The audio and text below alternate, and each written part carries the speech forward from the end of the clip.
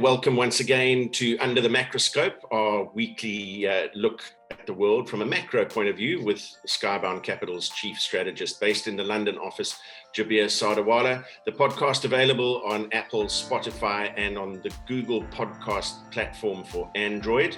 And we'd also encourage you, if you'd like to take a listen to our past podcasts, you can also go to skyboundcapital.com and visit our website and have a look at some of the podcasts that are available there. And we encourage you to subscribe, and thank you to all of you who are supporting so far. So Jabir, during the course of this podcast, we're going to take a fairly detailed look at one of the big stories of the past week or so, rising yields and the implications thereof for share markets.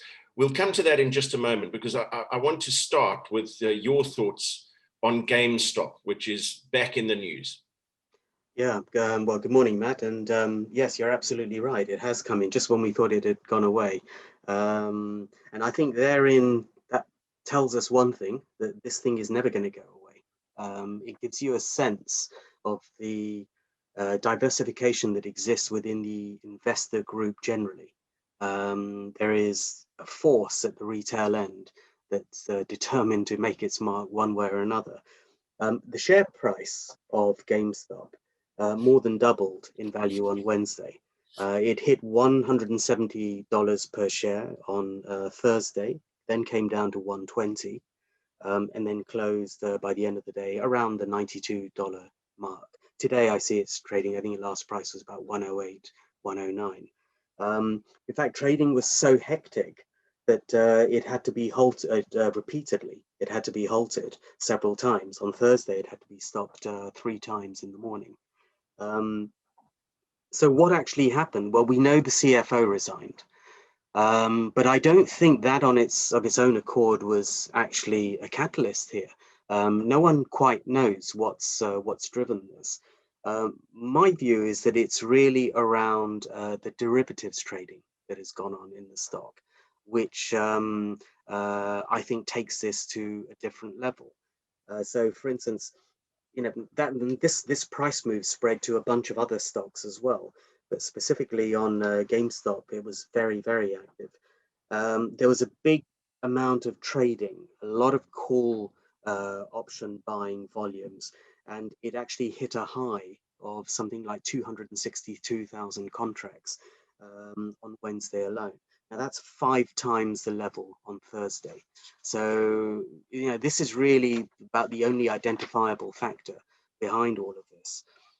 You had some people piling into bullish options where the strike price was in excess of $500 per share. Bearing in mind what I said just now about where the price is right now, that's a big gap. The last time it ever hit 500 was just briefly when it was going through a lot of activity in January last month. So I think what's happened here is that the options activity has really amplified the share price moves, compounded the volatility.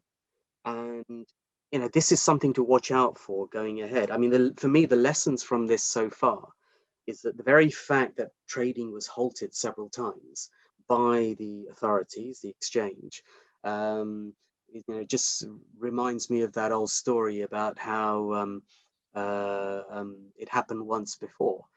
And I think that kind of shows how seriously the authorities are taking it and what they can actually do.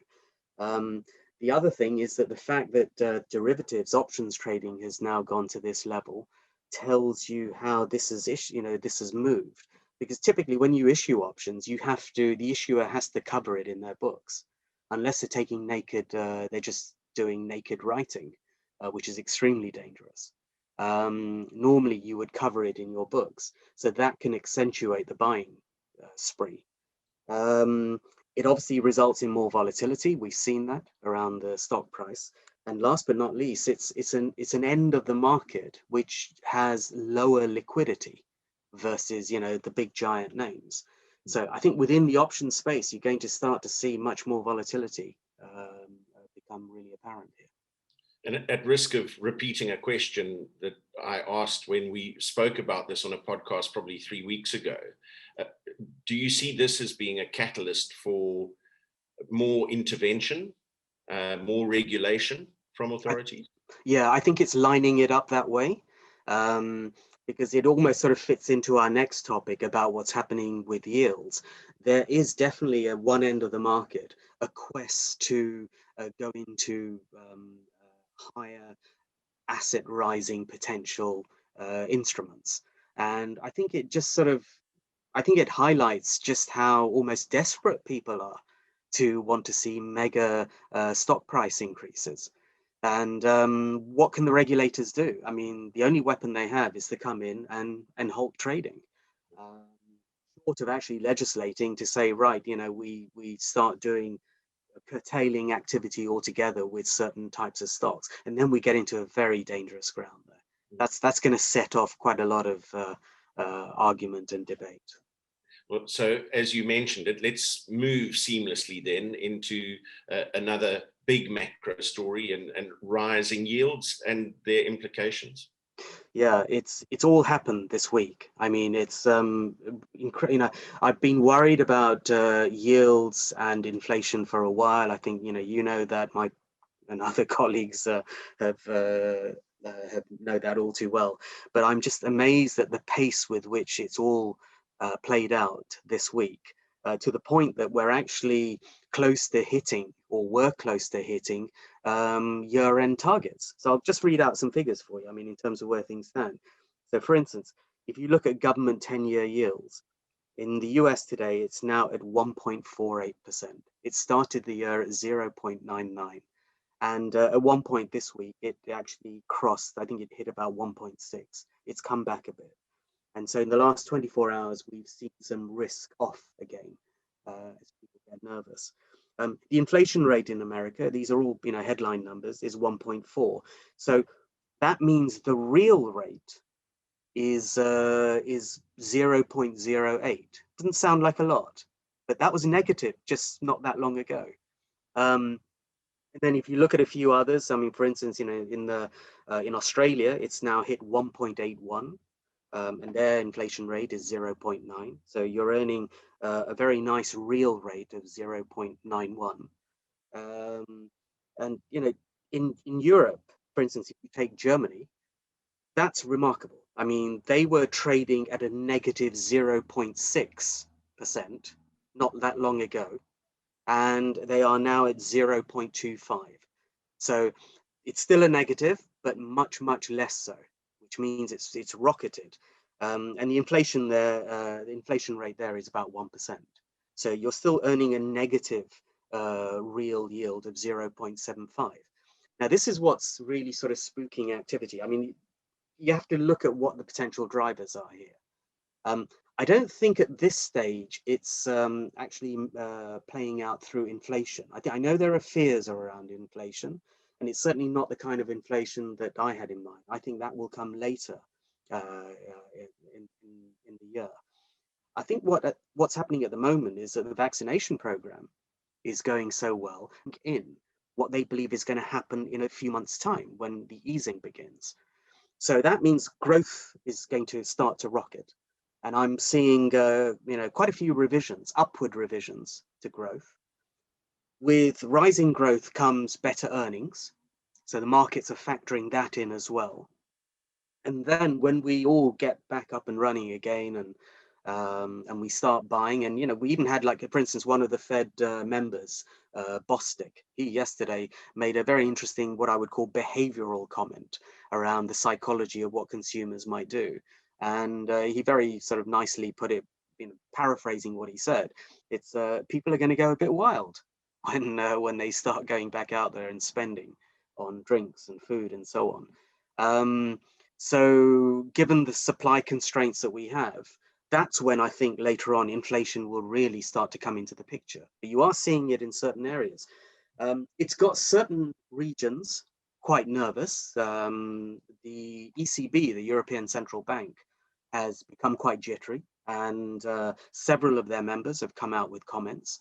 And the real concern there is the rise in the real rate, bearing in mind their mammoth bond buying program is designed to keep those rates down. So this is having an opposite effect. And what the impact of this is that it could end up strengthening the euro. And this is where they start to hit a problem. Because if you look at European GDP, yes, the consumer drives about 50 to 55% of it, but there's a big reliance also on exports. And if their currency is going up, it could seriously choke off the bloc's GDP growth, at least in that segment. So, and there's not much else going on in terms of the services. So it's industrial production that's driving them right now through exports. So this is why they've really become spooked. You mentioned there one of the drivers of this move is the vaccination program. So perhaps a good way to finish off this week's podcast is to just take an update of how vaccination programs are progressing globally in key markets. Yeah, definitely. So it's still all going to plan.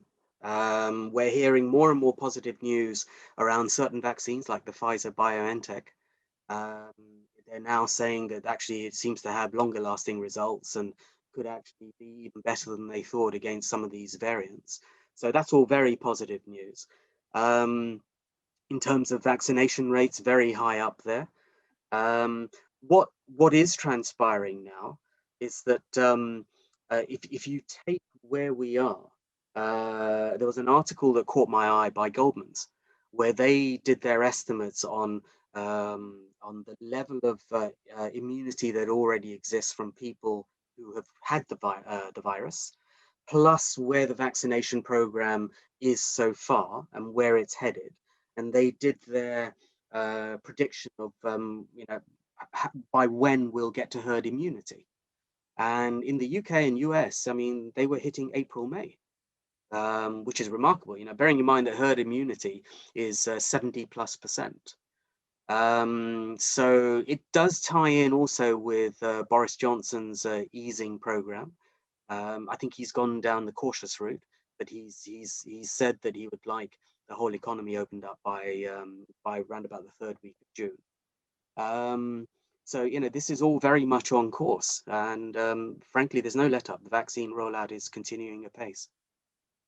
Well, Jabir, hopefully that means that at some point this year, we might be able to record this podcast in person. We look forward to it. I hope so.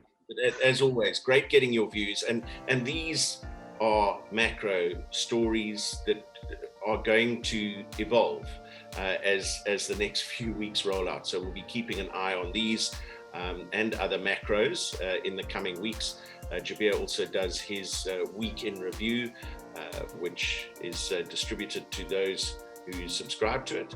And we'd encourage you once again to go to www.skyboundcapital.com. All the previous Under the Macroscope podcasts are there, as well as available for download on Apple, Spotify, and the Google podcast platform for Android. Thanks again for listening and for your time. We hope you found it informative and thought-provoking. Until next week, have a great week, everyone.